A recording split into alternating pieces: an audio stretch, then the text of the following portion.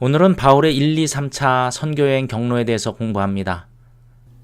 선교여행 경로를 공부하기 전에 먼저 알아야 할 것이 있는데요. 그게 바로 지명과 도시명입니다.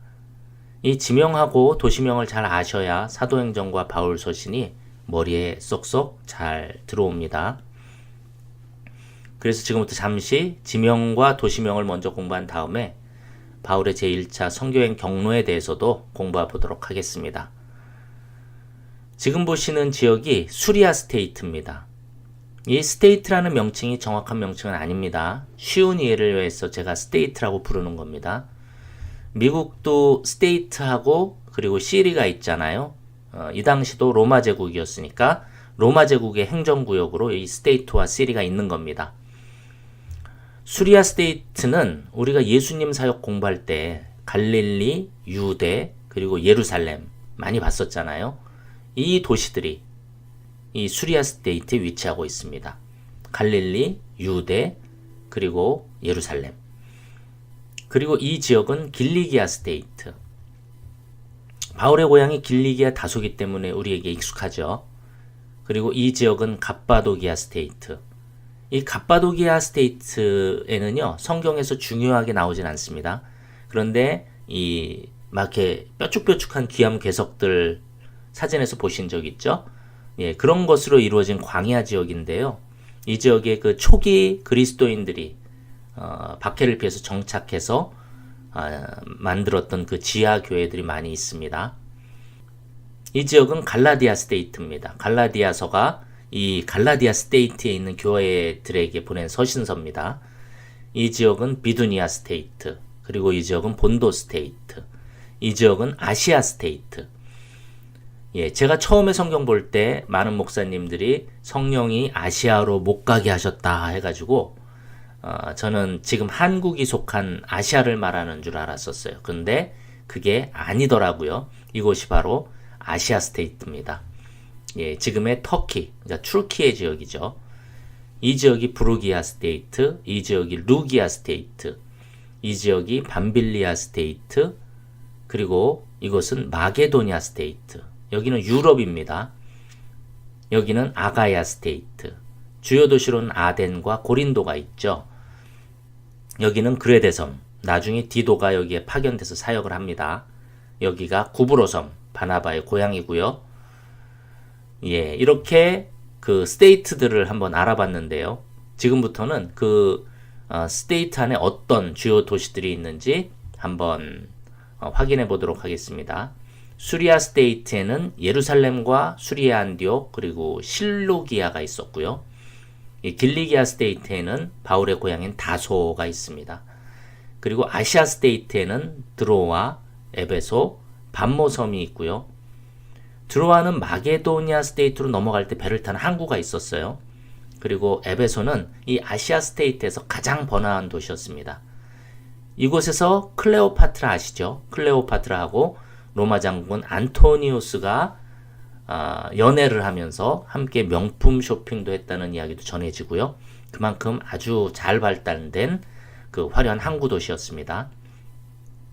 반모섬은 사도 요한이 유배가 돼서 요한계시록을 쓴 섬으로 잘 알려져 있고요. 그 다음에 밤빌리아 스테이트에는 버가와 아탈리아가 있습니다. 이 아가야 스테이트에는 아덴과 고린도 그리고 겐그레아가 있고요. 구브로섬에는 바보가 있습니다. 이 동쪽 끝에는 1차 선교여행 때 들렸던 살라미도 있죠. 그리고 이 그레데섬에는 미항이 있습니다. 미항은 바울이 로마로 압송될 때 들렀던 곳입니다. 여기가 이탈리아, 로마가 있고요. 그리고 마게도니아 스테이트에는 데살로니가와 빌립보가 있습니다. 비두니아, 본도 스테이트에는 성경에 나오는 주요 도시가 없고요. 갈라디아 스테이트에는 비시디아 안디옥, 이고니온, 루스트라, 더베가 있습니다. 갑바도기아 루기아 스테이트에도 성경에 나오는 주요 도시가 없습니다. 이렇게 성경에 나오는 주요 스테이트와 시리 확인해 보았고요. 지금부터는 바울의 제1차 선교여행 경로를 따라가 보도록 하겠습니다. 사울과 바나바, 그리고 바나바의 조카인 마가 요한이 수리아 안디옥에서부터 출발합니다.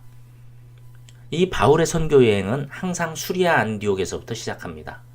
실루기아에서 배를 타고 구브로 섬에 살라미로 갑니다. 살라미에서 바보로 가고요. 바보에서 총독인 서기오 바울이 예수님을 영접합니다. 배를 타고 버가로 넘어갑니다. 버가에서 마가 요한이 예루살렘으로 돌아갑니다. 마가 요한이 돌아간 이유가 성경에는 나와 있지 않습니다. 그런데 전해지기로는 길이 너무 험해서, 또 다른 이유로는 바나바가 삼촌인데 바울이 너무 주도적으로 하는 것을 못마땅해서, 이런 이유로 이야기를 합니다. 그런데 어쨌든 정확한 것은 모릅니다. 이렇게 마가 요한은 돌아가고 바울과 바나바는 비시디아 안디옥으로 넘어갑니다. 이 비시디아 안디옥에서는 가장 먼저 유대인 회당으로 들어가서 설교를 합니다. 이곳에서 설교한 비시디아 안디옥 설교가 바울이 유대인을 대상으로 했던 멋진 이 샘플 설교로 잘 알려져 있습니다. 그리고 많은 사람들이 이 설교를 통해서 예수님을 믿었는데 유대인들의 방해가 심해집니다. 그래서 이고니온으로 이동을 합니다. 이 이고니온에 가서도 유대인 회당에 들어가서 복음을 전합니다. 많은 사람들이 복음을 받아들였습니다. 그렇지만 이곳으로 또 유대인들이 몰려와서 방해를 심하게 합니다. 그래서 루스드라로 도망가서 복음을 전합니다. 이 루스드라에서는요, 안진뱅이가 일어나는 기적이 일어났습니다. 그런데 유대인들이 또 몰려와서 방해를 하면서 이곳에서 바울이 돌에 맞아서 거의 죽었다가 살아납니다. 다시 일어난 바울이 바나바와 함께 더베로 가서 복음을 전하고, 더베에서 루스드라로 돌아오고 이고니온을 통해 가지고 비시디아 안디옥으로 갑니다. 그런데 우리가 여기서 중요한 내용을 하나 생각해 봐야 하는데요. 더베에서는 동쪽으로 조금만 더 가면 바울의 고향인 길리기아 다소가 나옵니다. 바울은 돌에 맞아서 이 불편한 몸을 이끌고 왜 짧은 길을 놔두고 오던 길을 멀게 돌아서 다시 수리아 안디옥까지 돌아왔을까요? 그 이유는 각 교회에서 장로들을 선택해서 조직교회를 든든히 하기 위해서라고 성경은 이야기하고 있습니다. 이렇게 바울의 1차 선교 여행을 통해서 비시디아 안디옥, 이고니온, 루스드라, 더베에 교회가 세워집니다. 이것이 갈라디아 교회입니다. 바울과 바나바는 버가를 거쳐서 아탈리아로 가서 배를 타고 수리아 안디옥으로 돌아옵니다. 이것이 바울의 제1차 선교여행 경로입니다. 바울과 바나바는 1차 선교여행이 끝난 후 약 2년 정도 수리아 안디옥 교회에 머물다가 다시 2차 선교여행을 떠납니다. 그러나 바울의 1차 전도여행과 2차 전도여행 사이에는 예루살렘 총회라는 아주 큰 사건이 있었습니다. 예루살렘 총회에서는 이방인은 할례를 받지 않아도 된다는 중요한 결정이 있었습니다. 바울의 선교여행은 항상 수리아 안디옥 교회부터 시작합니다. 자, 수리아 안디옥 교회 어딘지 아시죠? 2차 선교여행을 떠나기 전에 바울과 바나바가 대판 싸웁니다. 그 이유는 바나바가 마가 요한을 데리고 가자고 했는데 바울이 반대한 겁니다. 왜 반대했는지 아시죠? 1차 선교여행 때 마가 요한이 중도에 포기하고 돌아갔거든요. 그래서 바울이 반대한 겁니다. 그래서 바나바와 마가 요한은 배를 타고 구브로 섬으로 떠났고요. 바울과 실라는 바울의 고향인 다소로 떠납니다. 그리고 다소에서 더베로 넘어가고 더베에서 루스드라로 이동하고요. 루스드라에서 디모데를 만납니다. 여기서부터는 바울, 실라, 디모데 이렇게 세 명이 동행하게 되는 겁니다. 바울 일행이 함께 이고니온을 거쳐서 비시디아 안디옥으로 갑니다. 비시디아 안디옥, 이고니온, 루스드라, 더베 이렇게 4개 도시는 갈라디아 지역에 있는 도시들이고 이 지역에 있는 교회들을 갈라디아 교회라고 합니다. 갈라디아 교회는 바울의 1차 선교 여행 때 설립됐죠. 그리고 바울은 비시디아 안디옥에서 에베소로 가려고 준비 중입니다. 에베소는 아시아 스테이트에 있는 가장 큰 도시입니다.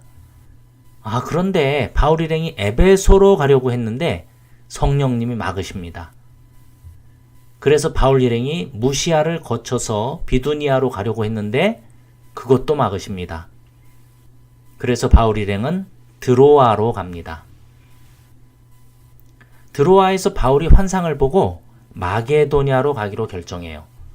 여기서부터는 사도행전의 저자인 누가가 합류합니다.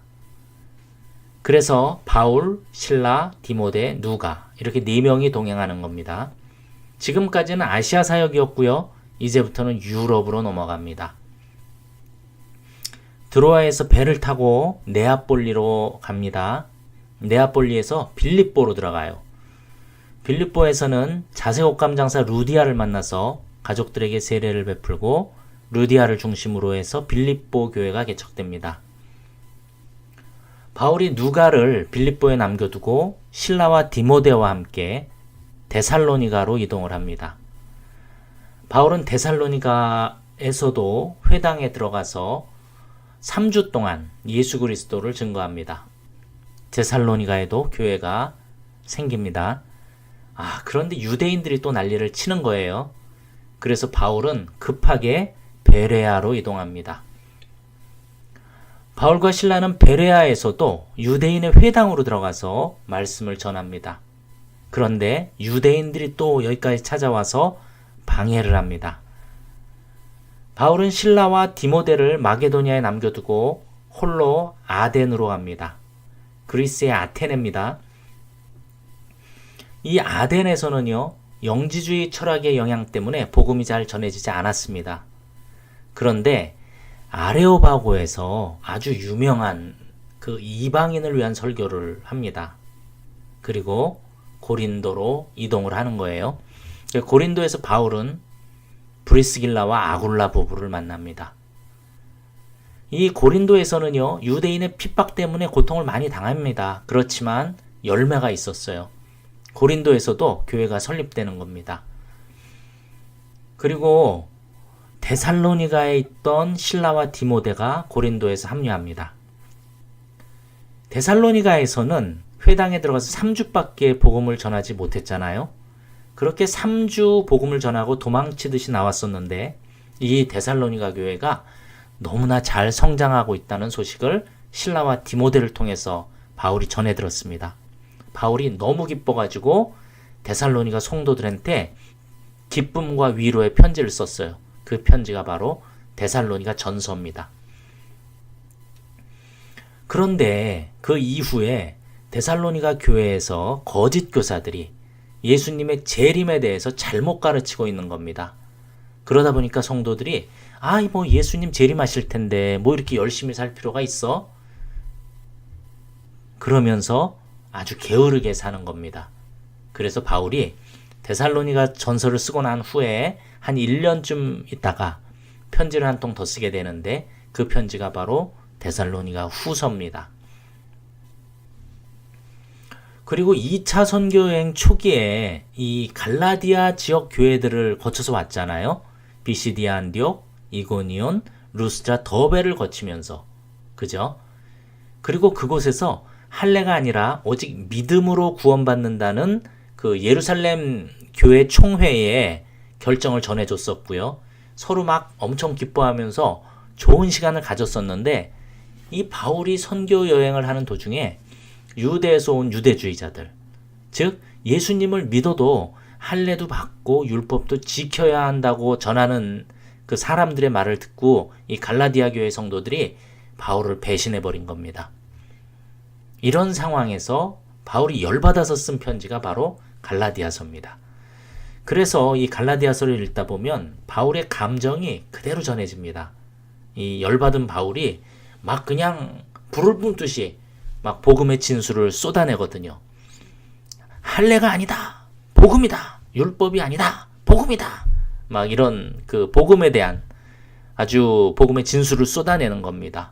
그래서 이 갈라디아서에 그런 복음에 대한 내용이 많은 겁니다. 바울은 이렇게 1년 6개월 동안 고린도에서 사역을 하고 브리스길라 아굴라와 함께 겐그레아를 거쳐서 에베소에 도착합니다. 그리고 바울이 브리스길라하고 아굴라를 에베소에 남겨두고 에베소를 떠나서 가이사랴에 도착하고 가이사랴에서 예루살렘을 거쳐서 수리아 안디옥에 도착해서 선고 보고를 하면서 2차 선교 여행을 마무리하게 되는 겁니다. 사도행전 18장 23절은 2차 선교 여행과 3차 선교 여행의 분기점인데요. 사도행전 18장 23절을 좀 풀어서 설명하면 이렇습니다. 바울은 2차 선교 여행에서 돌아온 후 수리아 안디옥에서 약 7개월 정도 머물다가 3차 전도 여행을 다시 떠나 갈라디아와 부르기아 땅을 차례로 다니며 모든 제자를 굳건하게 하니라.